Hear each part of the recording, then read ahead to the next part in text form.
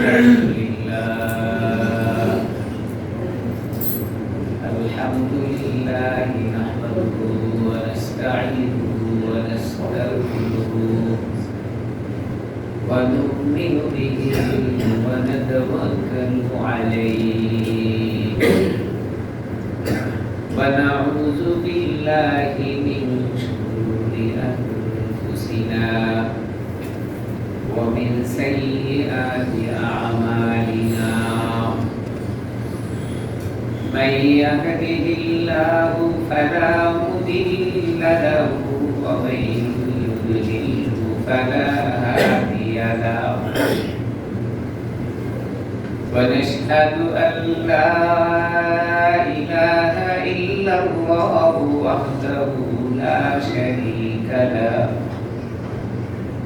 ونشهد أن سيدنا وسندنا ومولانا محمدا عبده ورسوله الذي أرسله بالحق بشيرا ونذيرا وداعيا إلى الله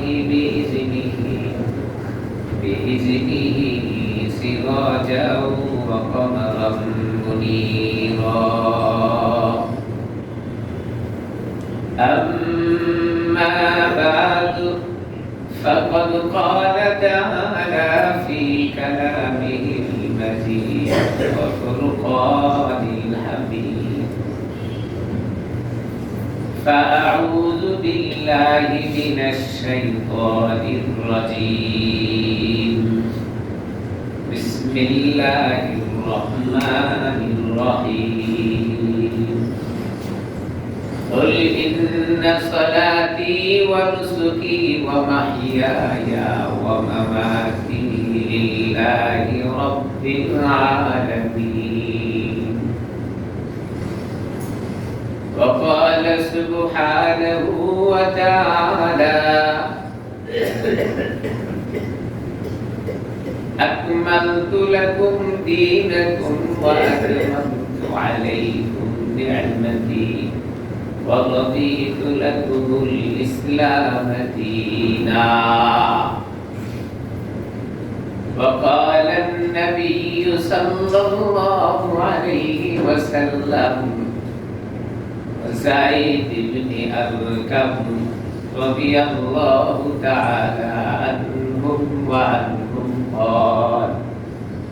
قال رسول الله صلى الله عليه وسلم ما هذه الأغاني يا رسول الله قال سنة أبيكم إبراهيم فما لنا فيها يا رسول الله قال بكل شارة حسنة قالوا فالسوف قال بكل شعرة من السوف حسنة أو كما قال النبي عليه الصلاة والسلام وقال النبي صلى الله عليه وسلم الدين والنصيحة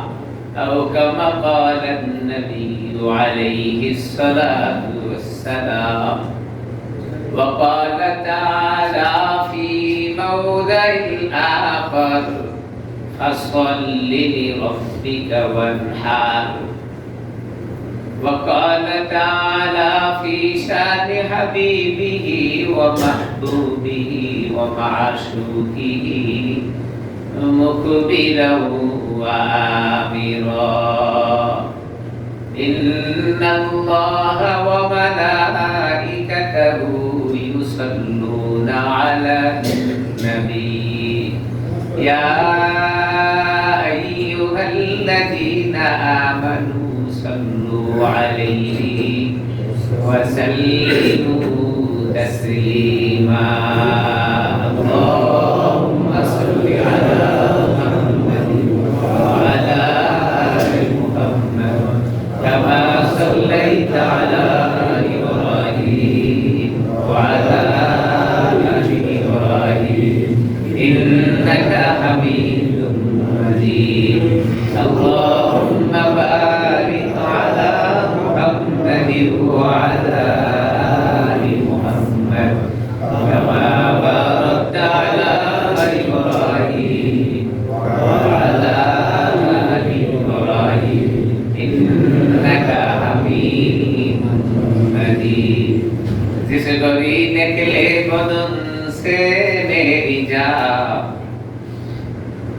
जिस गोरी निकले बदन से मेरी जा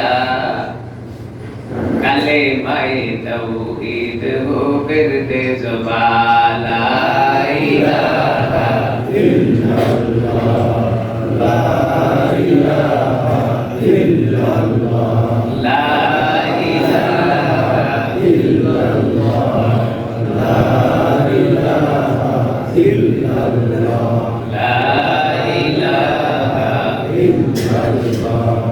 ला इलाहा इल्लल्लाह ला इलाहा इल्लल्लाह ला इलाहा इल्लल्लाह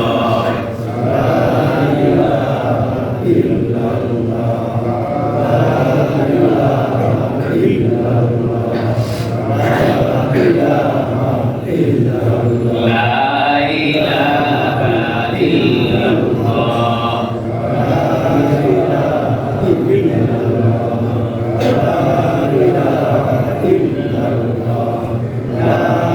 इलाहा इल्लल्लाह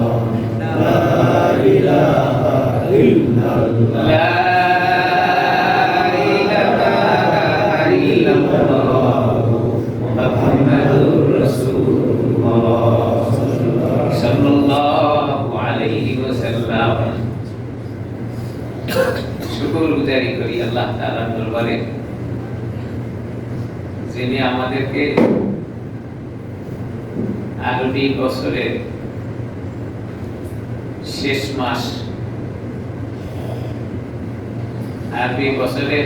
মাস এই মাসে প্রথম সপ্তাহে আল্লাহ তাআলার ঘরে আসার মতো বসার মতো আল্লাহ তৌফিক দান করেছেন। এজন্য খুশির সাথে জবান খুলে সকলে বলি আলহামদুলিল্লাহ। আরবি বছরের শেষ মাসের নাম হলো জিলহজ মাস, ইংরেজি বছরের শেষ মাসের নাম ডিসেম্বর, আরবি শেষ মাস হলো জিলহজ। আরবি মাস মুহররম মাস থেকে গণনা শুরু হয়। আরবি বছরের প্রথম মাস গণনা শুরু হয় মুহররম মাস। বাংলা মাস যেমন বৈশাখ মাস দিয়ে শুরু হয়, ইংরেজি মাস জানুয়ারি মাস দিয়ে শুরু হয়, আরবি মাসের গণনা শুরু হয় মুহররম মাস। এজন্য আল্লাহ তাআলা কোরআনে কারিমের ভিতরে 4টি মাসের মর্যাদা অনেক বেশি বর্ণনা করেছেন।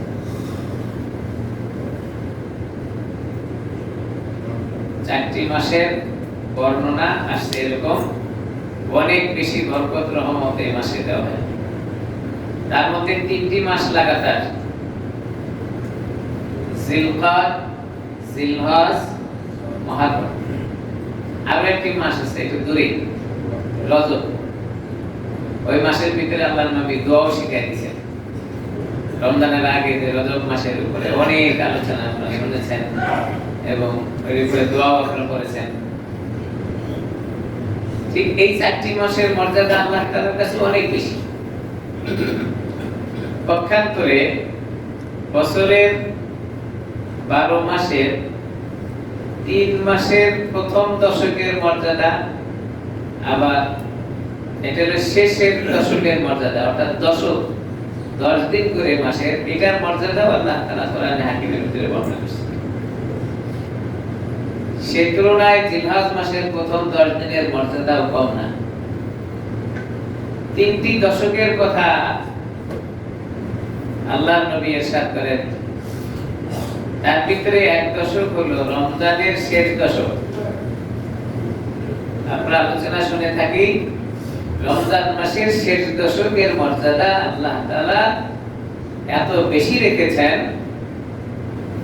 সারা বছরের মর্যাদা এক জায়গায় করলেও রমজানের শেষ দশকের মর্যাদা সমপরিমাণ হয় না। শেষ দশকের মর্যাদা বেশি কেন? রমজানের শেষ দশকের মধ্যে লাইলাতুল কদর আল্লাহ তাআলা রেখেছেন। সুবহানাল্লাহ। আবার আর 2টি মাসের প্রথম দশকের মর্যাদা আল্লাহ তাআলা রেখেছেন।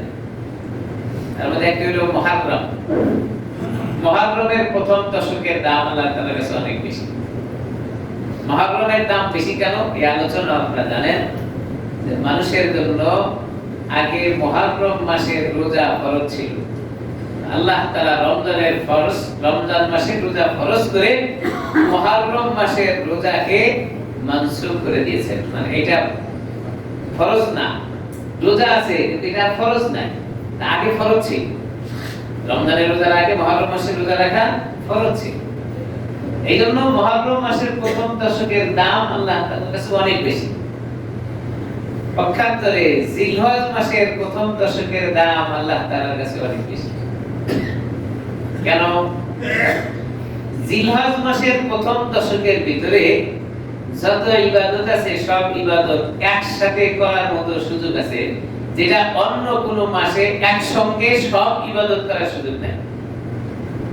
আলোচনা করলে বুঝে আসবে। তাহলে রমজান মাসে রোজা রাখার সুযোগ আছে, কিন্তু হজ করার সুযোগ আছে কি? বুঝে উত্তর দিলে ভালো হবে। রমজান মাসে রোজা রাখার সুযোগ আছে, কিন্তু হজ করার সুযোগ নাই। তাহলে বুঝা গেল শুধু রোজা রাখার সুযোগ আছে। আবার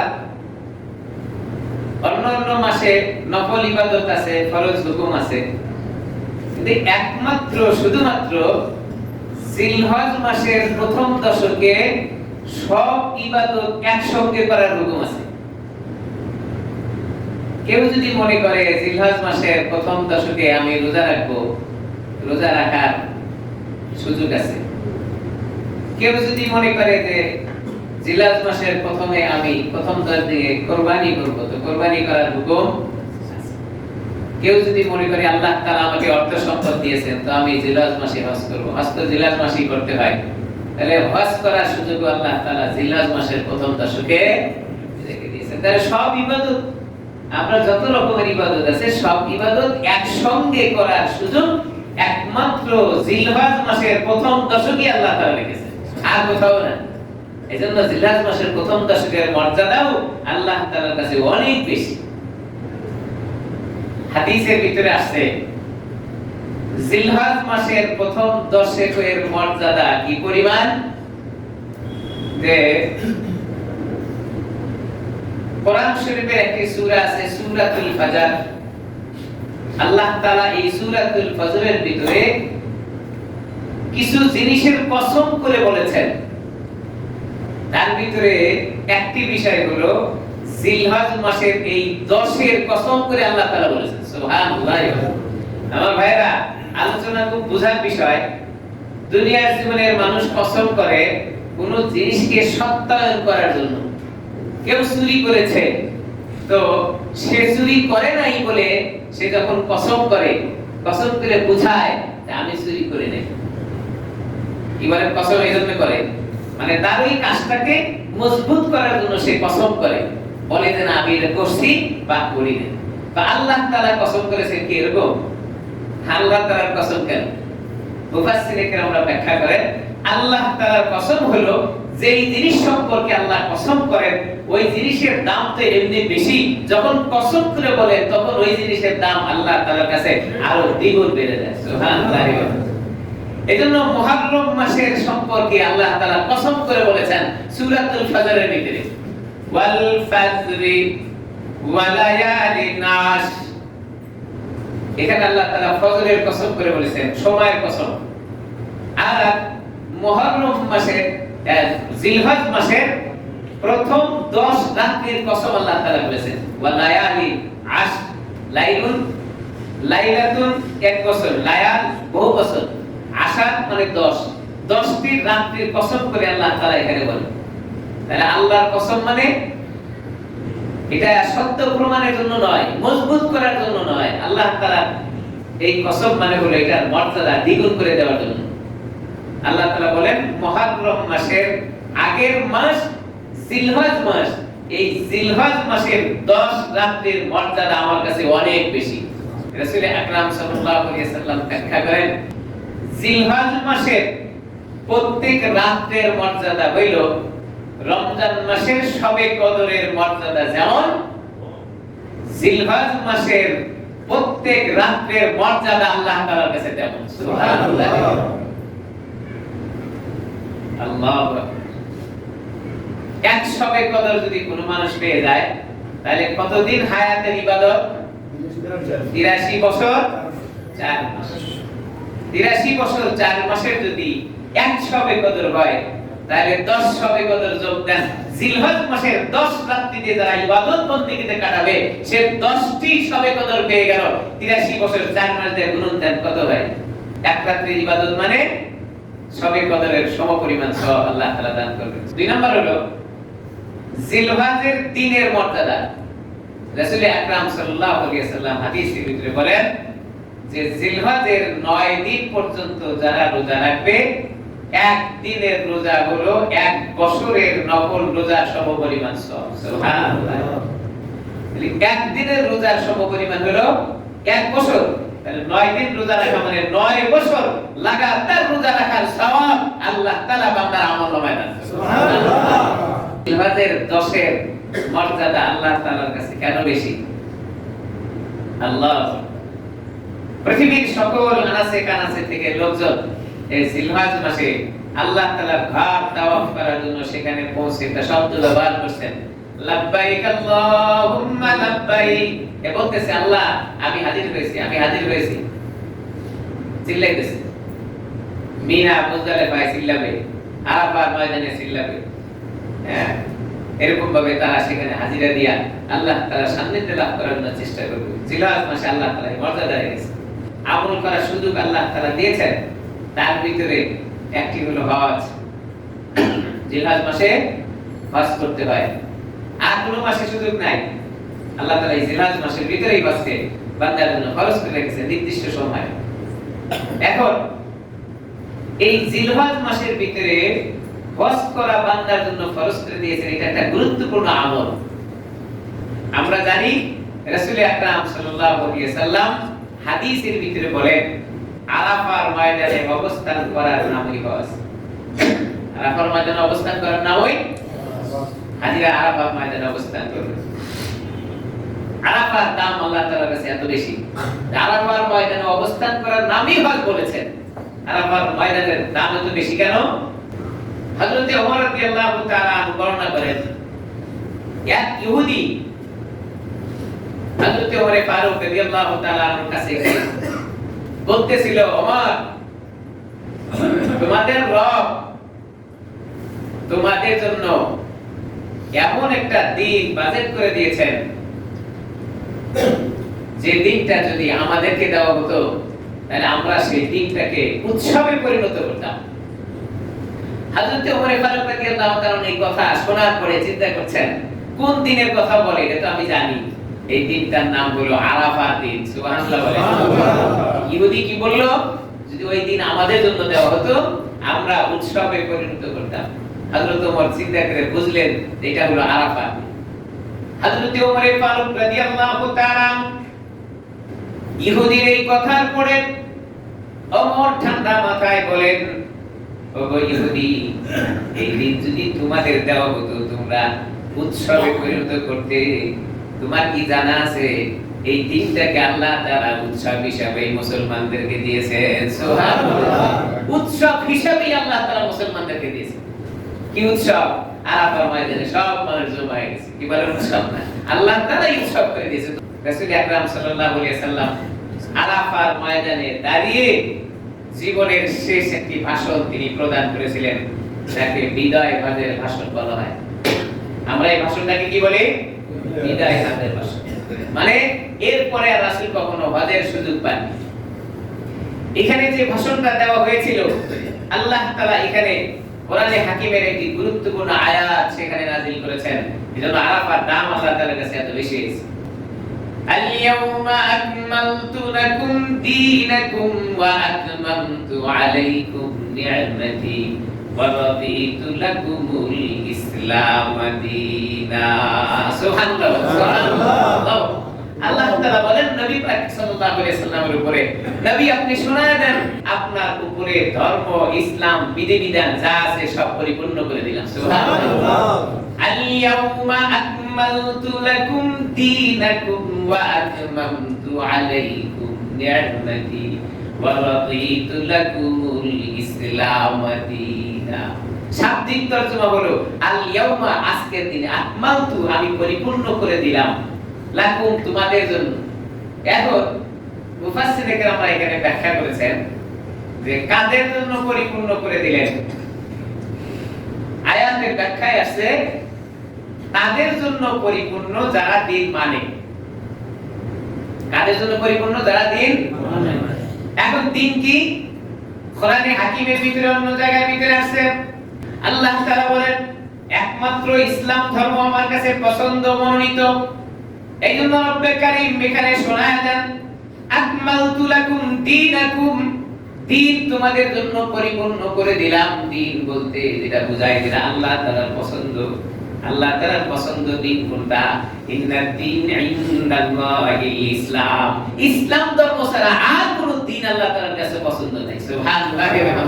আমার ভাইরা খুব ভালো করে বুঝবেন, ইসলাম ধর্ম হলো আল্লাহ তাআলার মনোনীত ধর্ম। এখন যদি কোনো মানুষ বলে হিন্দুদের ধর্মটাও ভালো, কি বলেন? ঈমান থাকবে? আস্তে করে বলেন, ঈমান থাকবে? যদি কোনো মানুষ বলে ইহুদিদের ধর্মটা ভালো, মুফাসসিরে কিরামরা লেখেন যেহেতু আল্লাহ তাআলা বলেছেন ইন্নাদ দীন ইনদাল্লাহিল ইসলাম, ইসলাম ধর্ম ছাড়া আর কোনো ধর্ম নাই। কোন মানুষ যখন বলে হিন্দুদের ধর্মটাই ভালো, এই কথা বলার সঙ্গে সঙ্গে তার ঈমানটা চলে যাবে, তার আর ঈমান থাকবে না। দেখেন তো সমাজে অনেক লোকজন এরকম আছে যারা বলে অন্যান্য ধর্মের প্রশংসা করে। আল্লাহর হাবিব বলেন ওই ব্যক্তি ইসলাম ধর্ম ছাড়া অন্য ধর্মের প্রশংসা করার সঙ্গে সঙ্গে তার ঈমান চলে যাবে। আল্লাহু আকবার। আর আল্লাহ তাআলার কাছে মনোনীত দিন হলো ইসলাম। বলেছিলাম আরাফার ময়দানের দাম এত বেশি কেন? রব্বে কারীম কোরআনে হাকিমের এই গুরুত্বপূর্ণ আয়াত আরাফার ময়দানে আকায়েন দারদাদের মদিনা সরকার দুআলুল মুজাসসাম আখিরি জামানার পয়গম্বর উপরে নাযিল করেছেন। এখানে আল্লাহ তাআলা কি বলেন? আকমালতু লাকুম দীনাকুম ওয়া আতমামতু আলাইকুম নি'মাতি, আমি তোমাদের জন্য দিন পরিপূর্ণ করে দিলাম এবং নিয়ামত দিয়ে ভরপুর করে দিলাম। নিয়ামতের ব্যাখ্যা কি? আল্লাহ তাআলা বলেন নিয়ামত দিয়ে পরিপূর্ণ করে দিলাম। নিয়ামতের কয়েকটি ব্যাখ্যা আছে। তাফসীরে ইবনে কাসির, তাফসীরে জালালাইন, তাফসীরে মারুফুল কোরআন, এই তিনটি তাফসীরের ভিতরে উল্লেখ করেন যে আল্লাহ তাআলা যে এখানে নিয়ামত বলেছেন যে তোমাদের জন্য আজকের দিনকে পরিপূর্ণ করে দিলাম এবং নিয়ামত দিয়ে ভরপুর করে দিলাম, এই নিয়ামতের এক নাম্বার ব্যাখ্যা হলো আখিরি জামানার নবী জনাবে মুহাম্মদুর রাসূলুল্লাহ সাল্লাল্লাহু আলাইহি ওয়াসাল্লাম।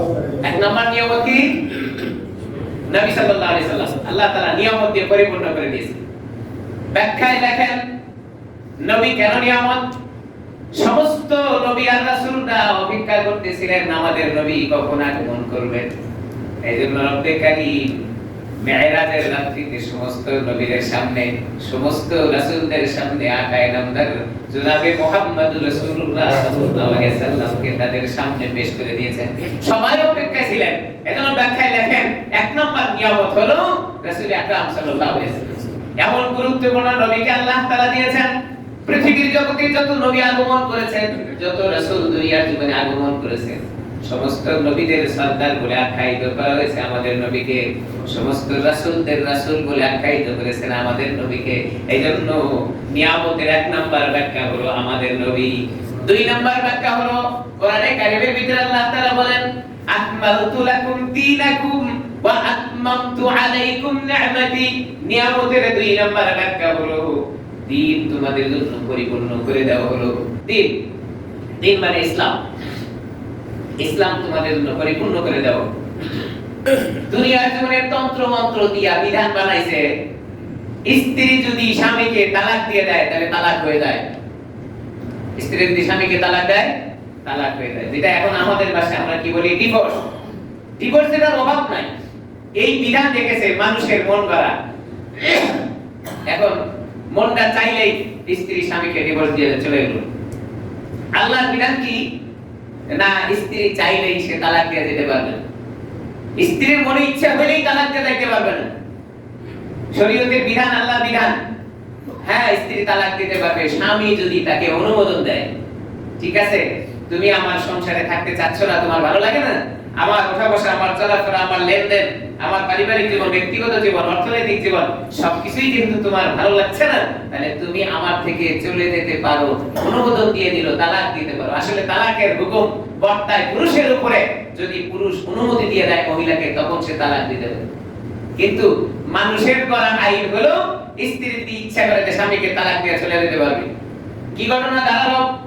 শরীয়ত বলে স্ত্রী যদি তালাক দিয়ে চলে যায়, এমনও ঘটনা আছে স্ত্রী স্বামীকে রেখেই চলে গেল, তালাক দেওয়ার চিন্তা ভাবনা করলো না, চলে যাওয়ার পরে আরেকজন স্বামী সে গ্রহণ করে ডিভোর্স লেটার পাঠায় দিল।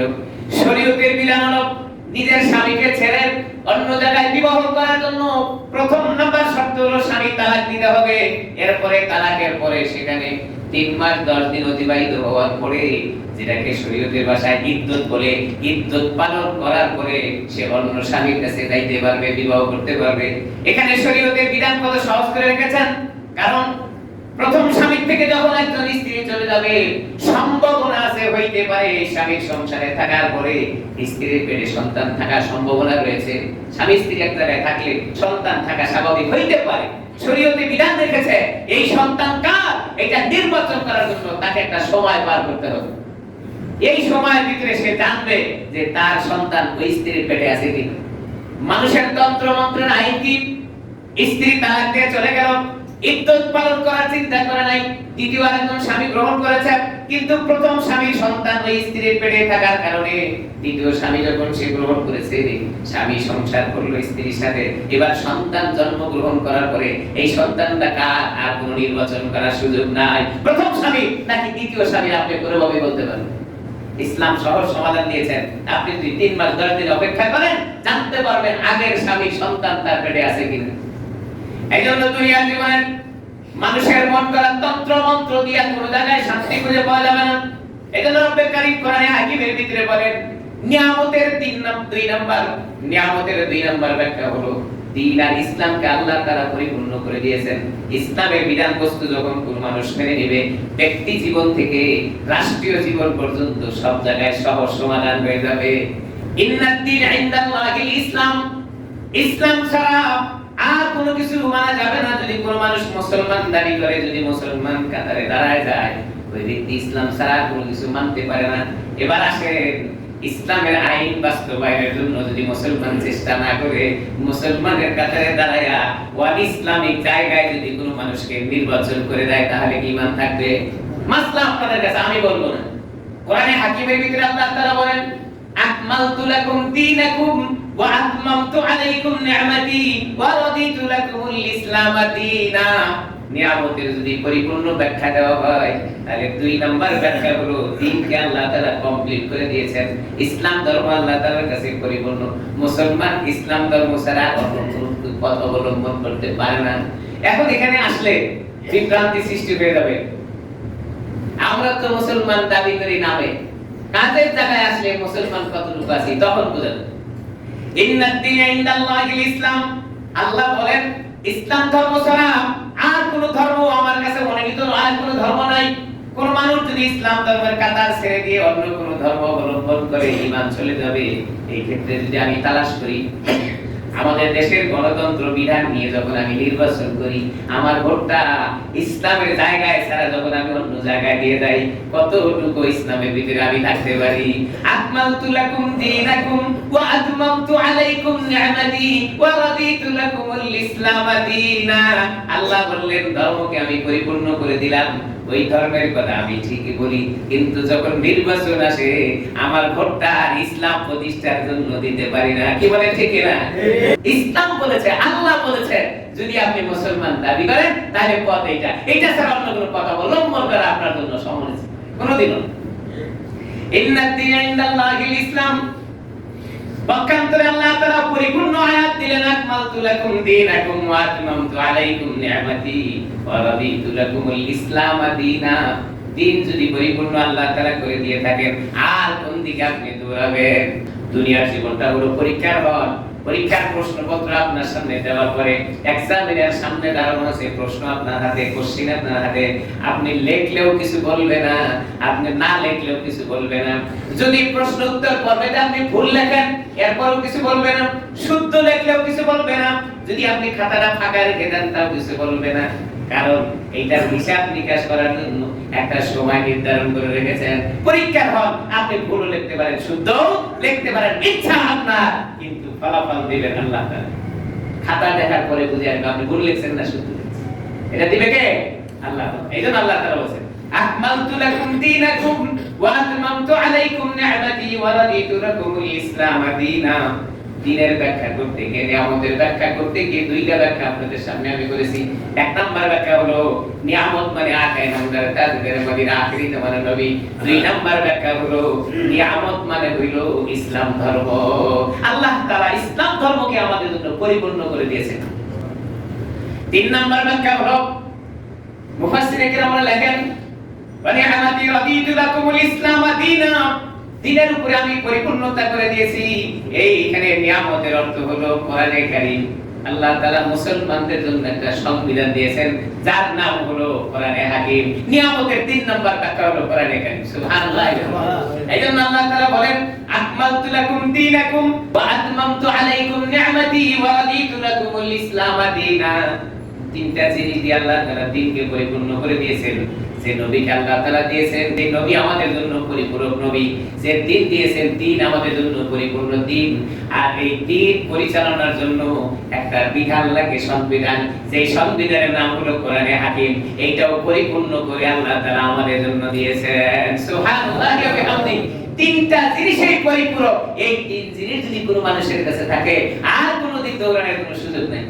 এইজন্য কোরআনে কারীমের ভিতরে অন্য জায়গার ভিতরে আল্লাহ বলেন والذين جاهدوا فينا لنهدينهم سبلنا وإن الله لمع المحسنين।